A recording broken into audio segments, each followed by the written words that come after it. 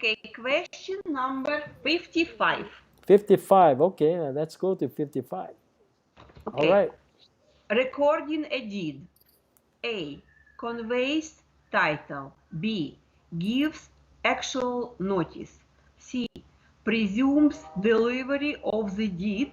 D. Guarantees possession.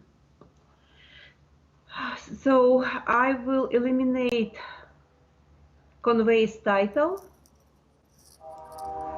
I will eliminate gives actual notice.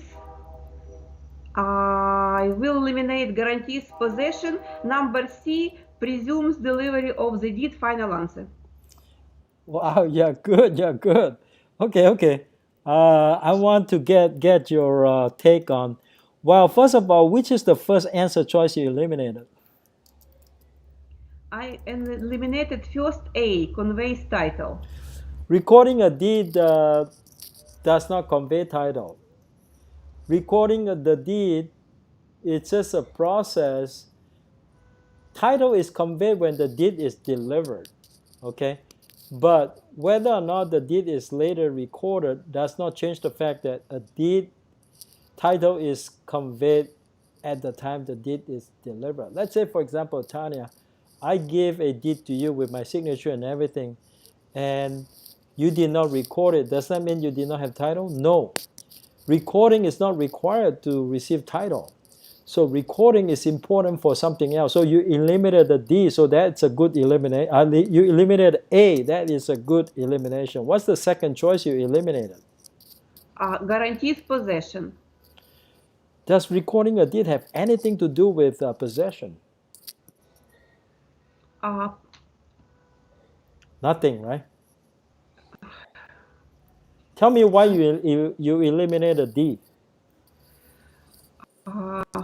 Because I think that presumes delivery of the deed means recording. Okay. Now we want to eliminate D, and the reason I eliminated D is because recording a deed has nothing to do with possession. That's why I eliminated D. Yeah. Okay. Now recording a deed, does it give actual notice? What does recording a deed have anything to do with notice?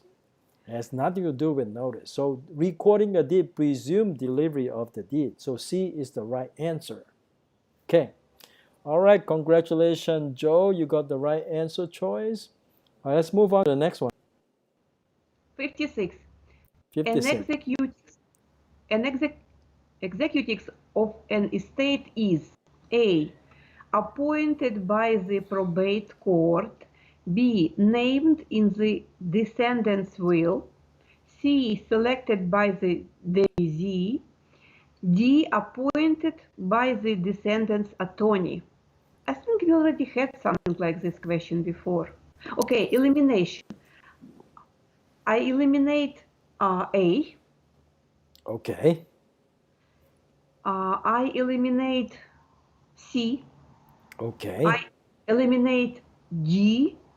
And I choose B, named in the descendant's will. The final answer. Okay, congratulations. You got the right answer again. Okay. I wish I did it on the test. Well, the reason why, tell me why you eliminated the A. Appointed by the probate court.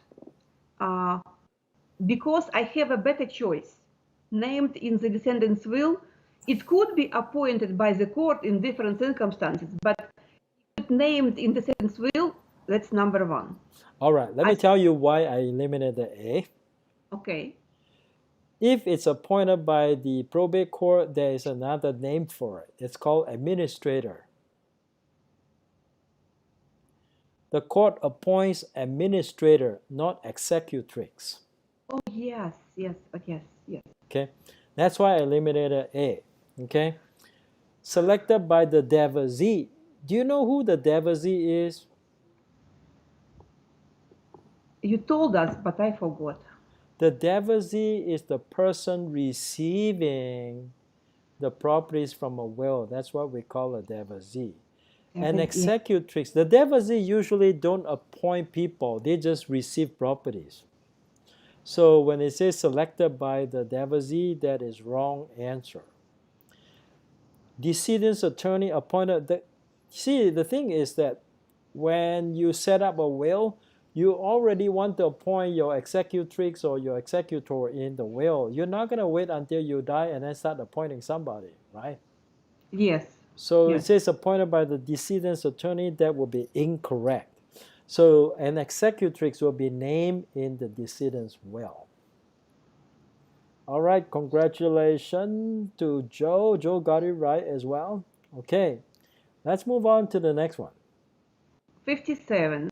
When a broker advertises a listed property for sale, the broker may not legally use an ad which does not give the price of the property. B. Without stating the kind of financing that is available. C. Which fails to state the street address of the property. D. That gives the impression that the broker is the owner of the property. May not legally use.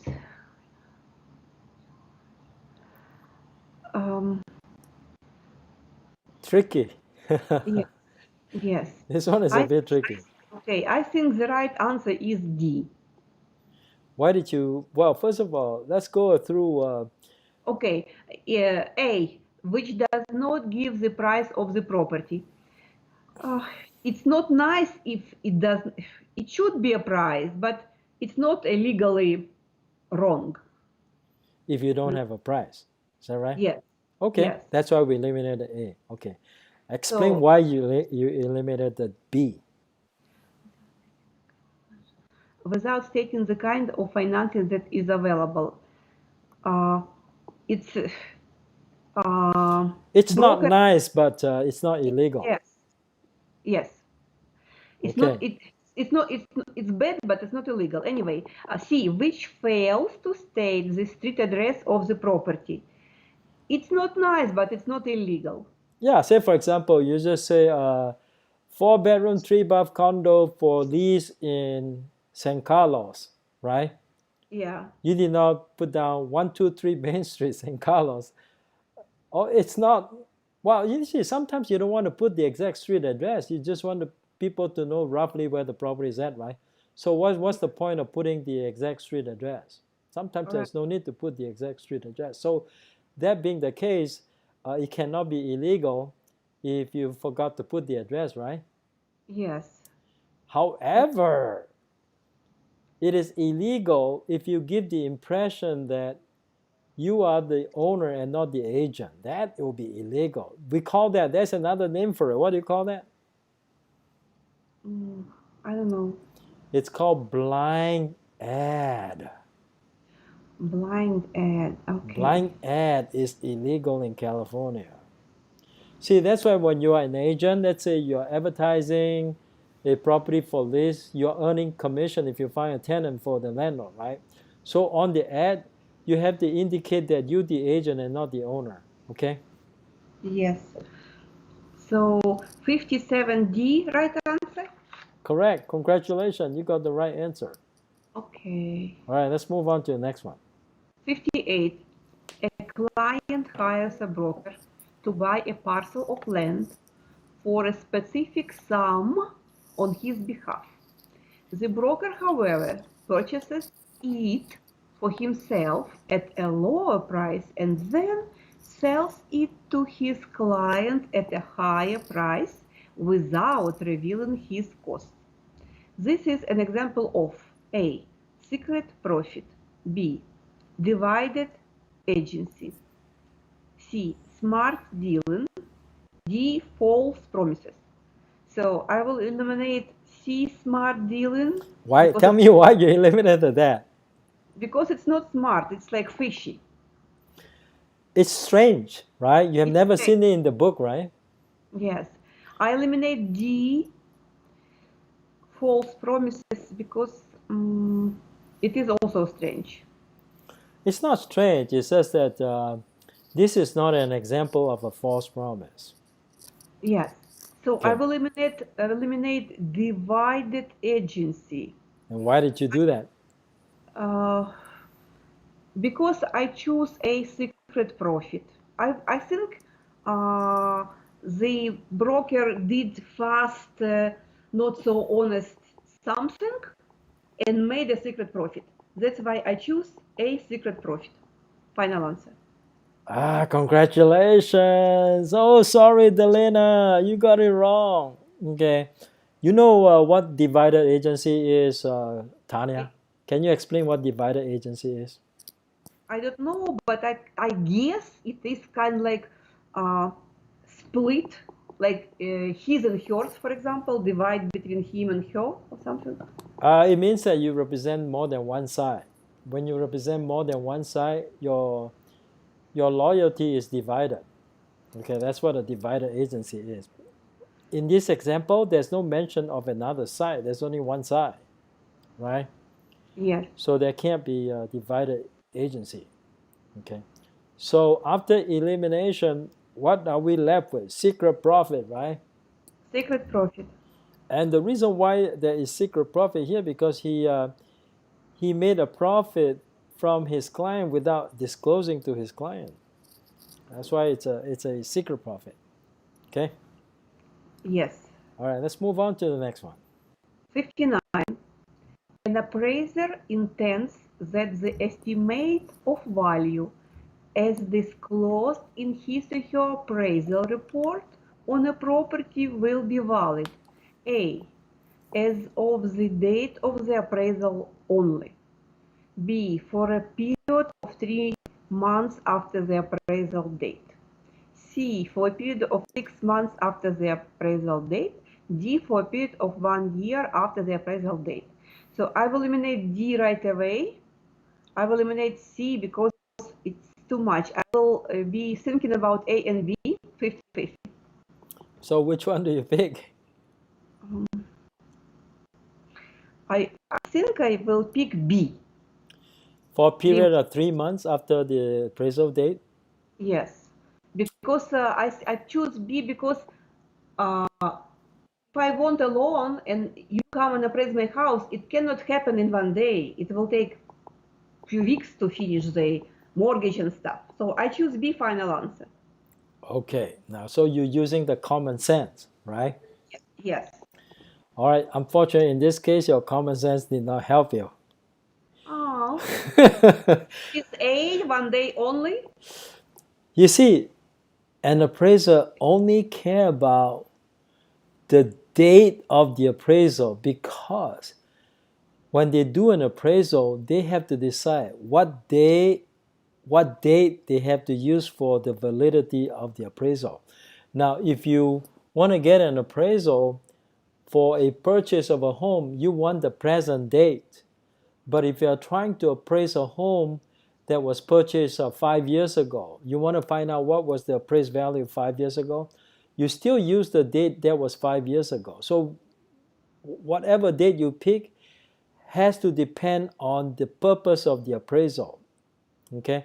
So the appraisal only care about the date of the appraisal only. It's only valid as of the date of the appraisal. It's not valid any other date. The one thing is it's only valid on the date of the appraisal. It's not valid. Your common sense actually seems pretty logical as well. If the guy prepares an appraisal for you, you would want the appraisal to be valid for the next 3 months, right? But Yes. I think legally speaking, the appraiser wants the appraisal to be valid only on the date of the appraisal. Okay? So that's the Okay. answer. Okay, thank you. A. Okay. All right, Joe got it right. Congratulations, Joe. Okay. Let me give you a little applause. Okay. All right, next one. No math question, so we'll skip math. Okay. Done already, so we go move on to the next one. Okay.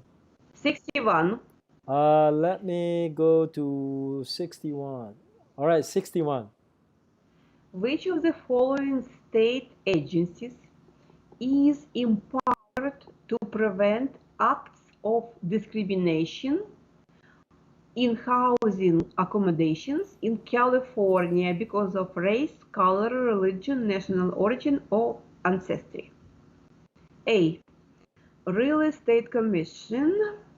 B. Labor Commission. C. Department of Fair Employment and Housing. D. Division of Housing. Okay, which state agencies? Use the 5 rules that I asked you to use. Okay, so elimination. I would eliminate Labor Commission. Good. Now you're down to 3. Okay. I will eliminate Real Estate Commission. Okay. So now you're down to 2. 50-50. Yes.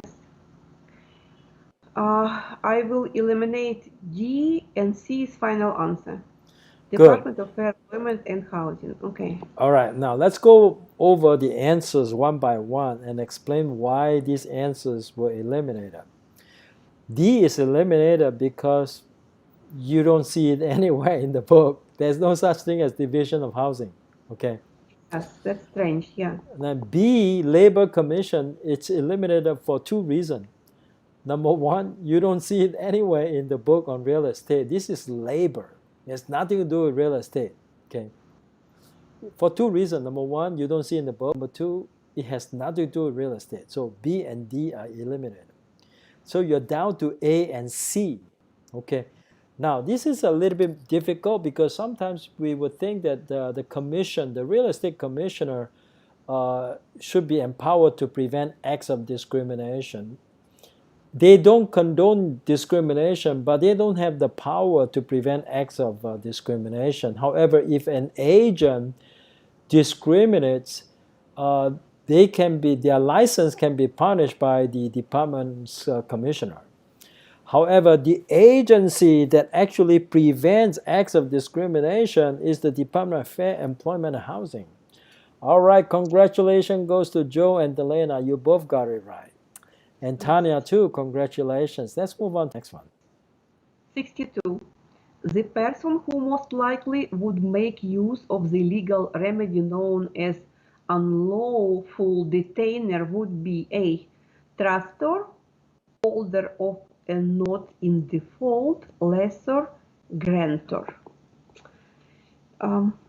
Okay, so this one is difficult for me. Okay, go ahead, give it your best shot. Elimination. Okay. Elimination. If you don't recognize something, what should you do? Eliminate it. Okay, which one do you not recognize? I do not recognize a holder of a notice in default. Okay, so that one's eliminated. Now you're down to 3.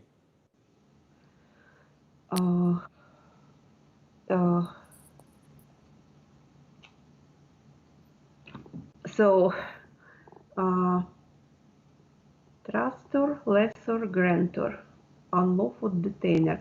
So I would eliminate A and D, and I think C is the final answer. All right, congratulations. Unlawful detainer. What's another name for unlawful detainer? Do you know? Maybe, but you tell us. Give it your best shot. If you don't know, just okay. Just tell me you don't know. Okay, I don't know. Okay, good. Thanks for the honesty. Unlawful detainer also means eviction. Everybody knows what eviction is. Yeah. But very few people know what unlawful detainer is, right? So who is most likely to do an eviction? A landlord, right? Landlord or tenant? Landlord is the one who's most likely to make use of eviction when the tenant is not paying rent. Right? Landlord will do eviction. Landlord will do eviction, yes. So is lessor the same meaning as landlord? Yes. So the answer choice is C. All right, congratulations goes to Joe. Joe got it right. So right answer is C. Okay. And congratulations go to Tanya and Delena. Everybody got it right. So awesome. Let's move on. So C is right. C is correct answer, huh? Yes, C is the correct Yes. answer. You see, it works. Even if you are not 100% prepared, but it still works, right? Yeah. Okay. 63. 63. An estate in which a tenant who rightfully came into possession of a property and who retains possession after the expiration of the term without the consent of the landlord is known as a life estate, a periodic tenancy, an estate at sufferance, an estate at will. So I will eliminate an estate at will. Okay. Why do you eliminate that one? Okay, I will eliminate a life estate. It's not a life estate. Okay. So I have two, B and C, a periodic tenancy and state of sufferance. I would choose B, final answer. All right. Unfortunately, that was a good try, but C is the right answer. This is a definition that's taken out of the book. If you memorize the definition, for sure you would have gotten it right. Immediately you will guess it is C. State of sufferance. All right, Delena, congratulations. You got it right. Okay, well, that deserves an applause. Next one. 64. If the Federal Reserve wants to increase the amount of money available to member banks to ease a tight money market, it could A. Raise the discount rate to its member banks. B. Lower the minimum reserves required by its member banks. C. Raise the minimum reserves required by its member banks. D. Sell government bonds. So I will eliminate A, eliminate C. I left with B and D. Okay.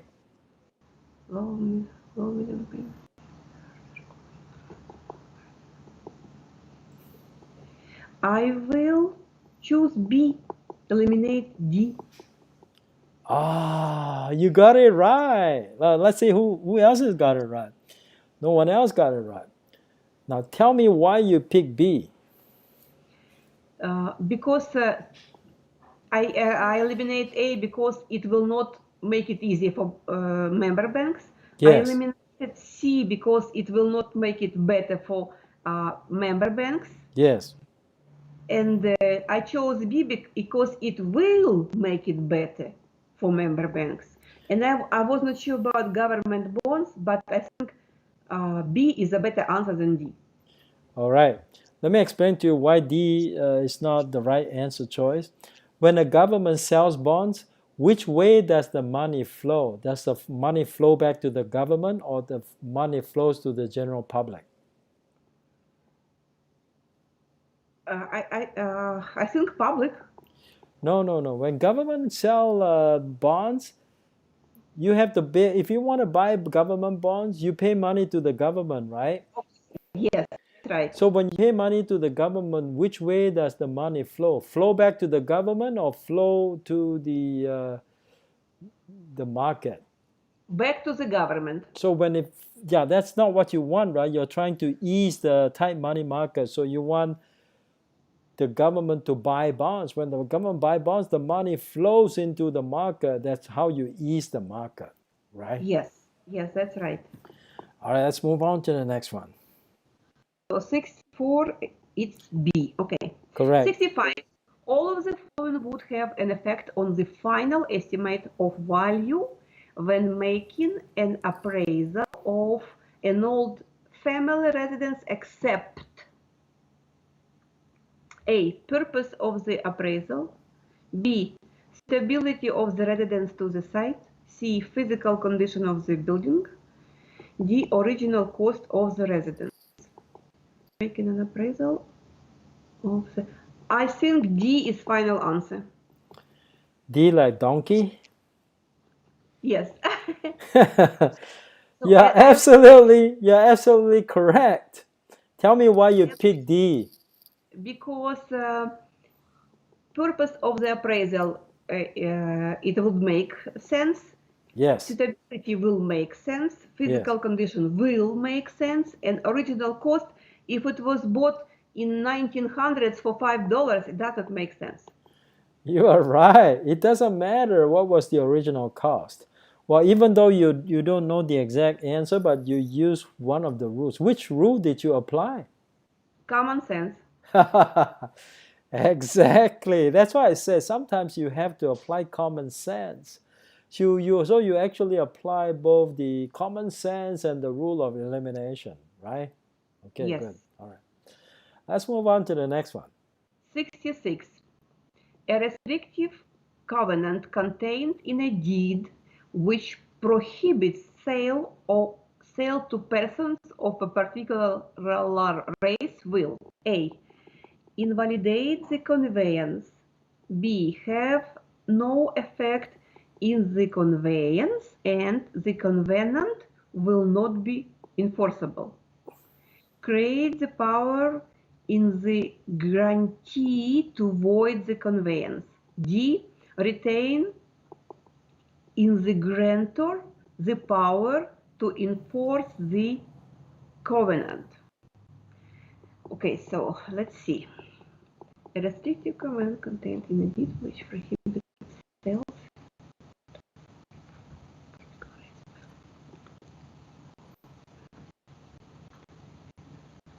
Does it sound legal to prohibit sale to a particular race? It sounds not legal. Okay. I would eliminate D. Okay.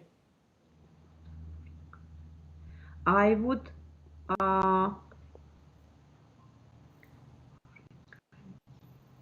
eliminate C. Okay. So you're down to 2, A or B.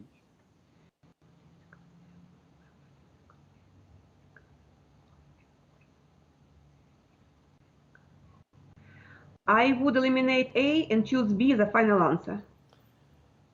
All right, congratulations. B is the correct answer. Okay, tell me why you picked B. Because A invalidates the conveyance. Because B, I chose B because conveyance is not invalidated. It's in effect, but that little thing does not matter. Yeah, that's right. Because if sometimes the old restrictive covenant, like those that were made in the 1930s, back in those days, there's no civil rights. People can be discriminated. So, but eventually, the world becomes more civil rights conscious, and we're slowly eliminating these restrictive covenants that are discriminatory. Now, we don't really have to change anything. It's just that it's not enforceable, so we don't worry about it. So B will be the right answer. It has no effect on the conveyance because any discriminatory restrictive covenants are not enforceable anyway, so we don't worry about them. The conveyance is still valid, but the part about discrimination is not enforceable. So B will be the right answer. Congratulations to Tanya, you got it right again, so that's good. Okay, that's next one. 67. Which of the following would not be classified as a specific lien? Would not be. An attachment, B. Property tax lien, C. Judgment, D. Mechanics lien.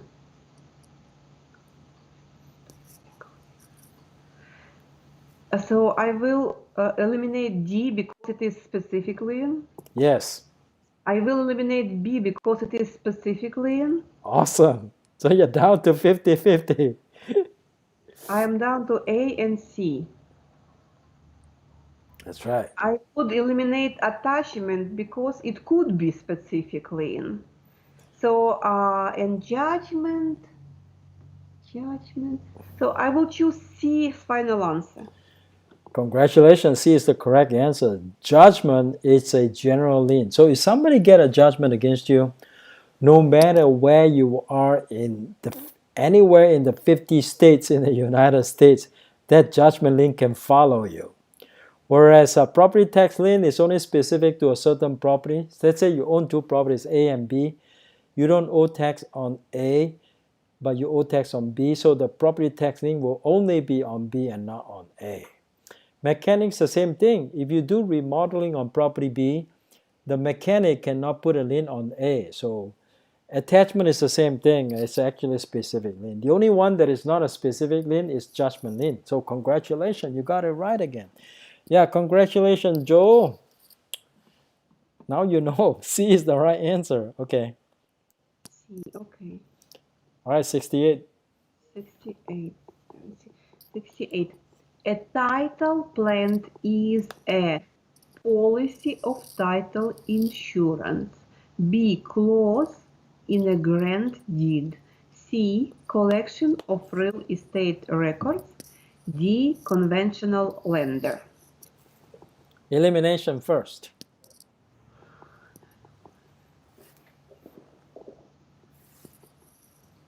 Title. I would eliminate A because it is insurance. I think it's not the right answer. Okay. So next one to eliminate. B, because it is about grant deed, not title plant. Okay. I would eliminate D, conventional lender, because no. Okay. I'm not sure, but I think collection of real estate records is correct answer. I chose C. I don't know why, because there's only one left. Only one left. I eliminate another one. You are great. You see, that's why you apply the rule of elimination, because sometimes, even though you don't know what's being asked, but the rule of elimination will help you get the right answer. So congratulations, C is the right answer, and congratulations go to Joe as well. Okay, a title plan is indeed a collection of real estate records. You know, the title insurance company make use of title plan to issue title insurance because they need to check record. So the quickest way to check record will be to consult the title plant. Okay. All right, 69. 69. In a business partnership, if one of the partners dies, the surviving partner, I think we saw this before, something like it. Okay, A, becomes a partner with the heirs of the deceased partner. B, operates the business until the heirs of the estate are able to assume the responsibility. C, cannot transact any of the partnership business as death cancels the partnership. D, becomes exclusive manager of the partnership business and retains title to the partnership property until he winds up the partnership business. Elimination. I eliminate A, becomes a partner with heirs. What if they don't want to become a partner? Eliminate A. Okay. Eliminate B, the same. They might not want to even do anything with business. Good, good. So you're down to C and D.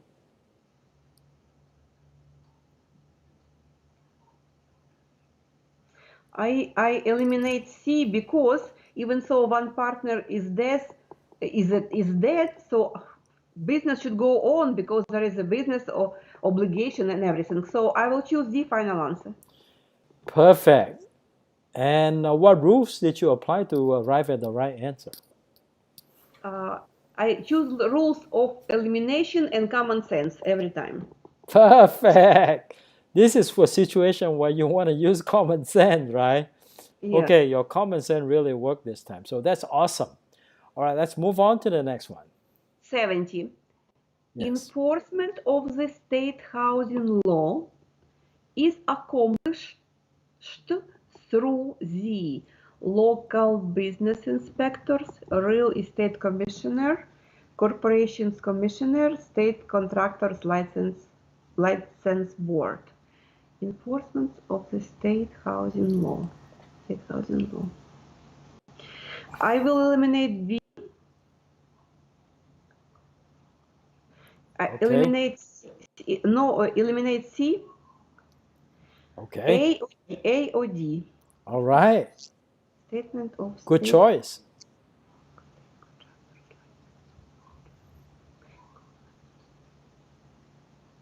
I eliminate D and choose A as final answer.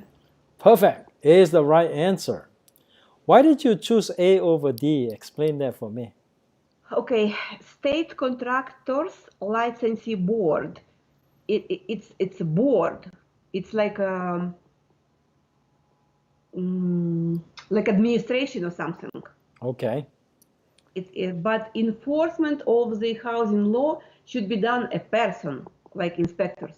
Ah, I like the way you approach the question because I think you also, in this case, you also use common sense, didn't you?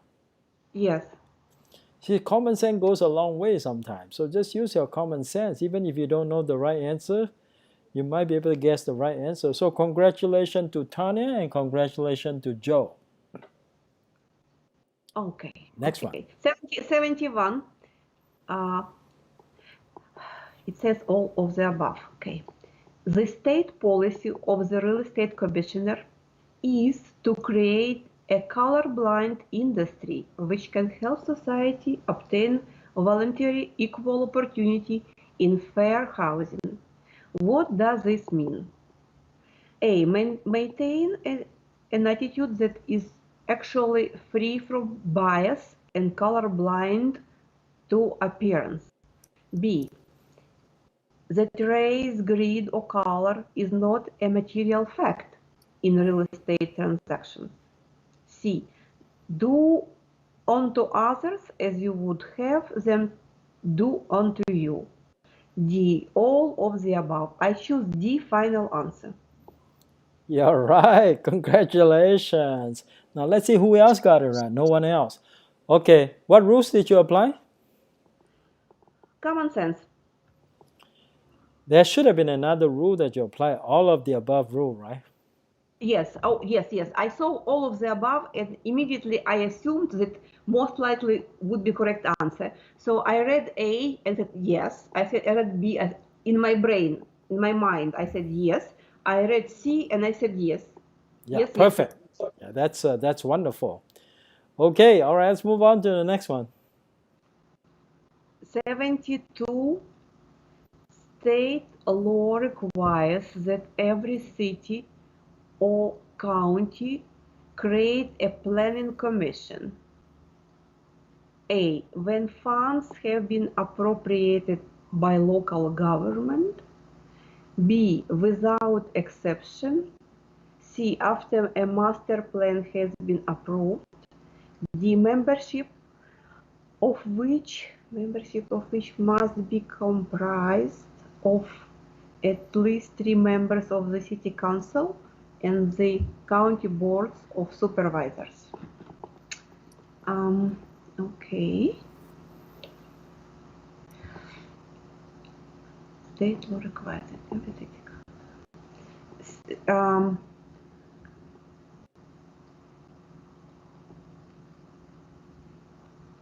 I would eliminate A because it is a local government.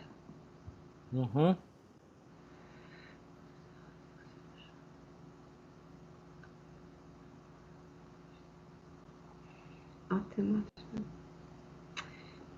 This question is difficult for me. So I know it's a tough one. It's a very tough one. I would like to choose without exception, but when I think about C, after a master plan has been approved, state law requires that every city or county create a planning commission. Every. Because it says every, it seems appropriate to choose B without, every means without exception. But I remember something like you taught us about 3 members of city council and county board of supervisors. So I eliminate C. I will choose 50-50, B or D. So which one? I'll choose B without exception. Congratulations, you got it right. So that's why sometimes you have to use your instinct and you have to recognize keyword. When you see the word every means without exception, right? Yeah. See, sometimes, even if you don't really know the right answer, you read the words very closely and then kind of associate one word with another. The word every means without exception. So you got it right. B is the right answer. Wow. Okay. Boy, I tried to do the test. It's just so easy once you read the question carefully, right? Now, I never taught you guys that the planning commissioners will consist of any members from the city council or county board of supervisors. Actually, members of the planning commission are usually the residents in the community and designers who are familiar with city planning. It has nothing to do with city council or county board of supervisors. Okay. Now, of course, because it says every city or county, and it has to be without exception, so we don't worry about C. Okay, let's move on to the next one. Okay. 73. If there is a conflict between the signed escrow instructions and the signed deposit receipt, which of the following would be binding? A. The escrow instructions. B. The deposit receipt. C. Broker's oral instructions. D. General policy of the escrow office. I think we had this question before. Yeah, okay, all right, fine. A is the final answer. Exactly. Whenever there is a conflict between the escrow instruction and the deposit receipt. Now, deposit receipt is the same thing as purchase contract. So if there is an inconsistency between escrow instruction and purchase contract, which one do you go by? You go by the escrow instruction. Okay. Escrow always on top. Yeah. All right. You know what? You are awesome. You are. I mean, the way you're going, I think you answer about at least 70% correct tonight. It seems, right? Joe got it right. So congratulations goes to Joe as well. So congratulations all around. And we're gonna stop here tonight because Tanya has been wonderful. She was going so quickly, I almost ran out of questions. So that's good, Okay. awesome. Now, so that concludes our practice tonight. I just want to remind, if you like my video, please give me a thumbs up. And if you have not subscribed to my channel, and if this is your first time here, you don't want to miss anything in the future. Therefore, you should subscribe to my channel and hit the bell, because every time when you hit the bell, if there's new stuff that comes out in my channel, you will receive notification on that. Okay, everybody has been wonderful, and let's do it again next Thursday. So see you guys next Thursday. Okay, goodbye. Thank you. Thank you.